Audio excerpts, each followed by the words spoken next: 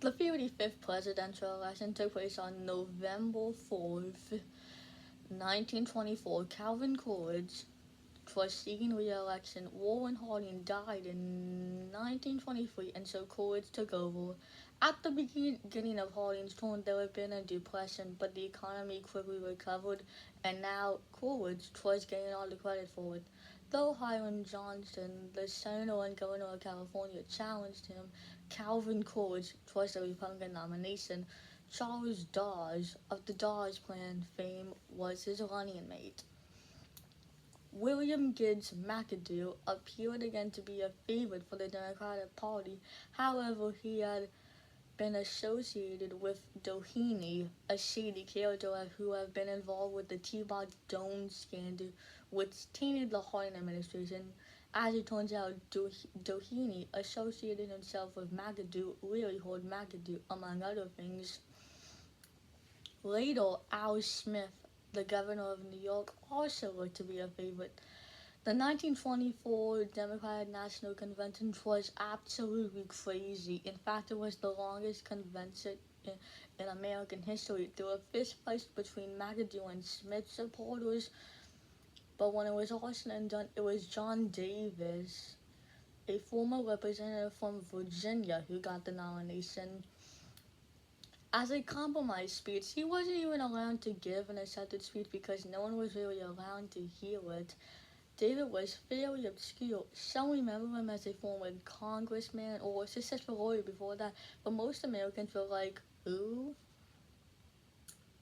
The Democrats nominated Charles Wayland Bryan, a governor from Nebraska, as his running mate.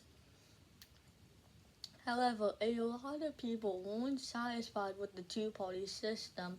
A bunch of Americans were associated with the T-Bot Jones scandal after all, and Coolidge and Davis seemed to be on the same page on many issues. A new field party emerged and nominated Robert LaFollette, a senator from Wisconsin. A new political party was Senator Landry Ford, called the Progressive Party, and not the Boomers Party of 1912, which LaFollette actually opposed. This was a new Progressive Party who nominated LaFollette for president, and Bowman Wheeler, a senator from Vermont, was LaFollette's running mate.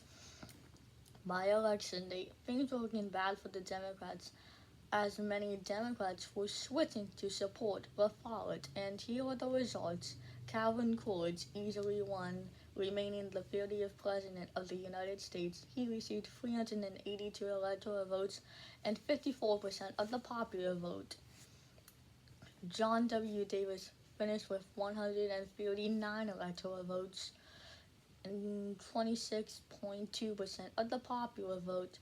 John Davis's popular vote percentage is the lowest of any Democratic Party's nomination. If you don't count the crazy American presidential election of 1860, Robert LaFollette received only 16 electoral votes and 16.2% of the popular vote, which was just his home state of Wisconsin. Charles Dawes became the 30th Vice President of the United States.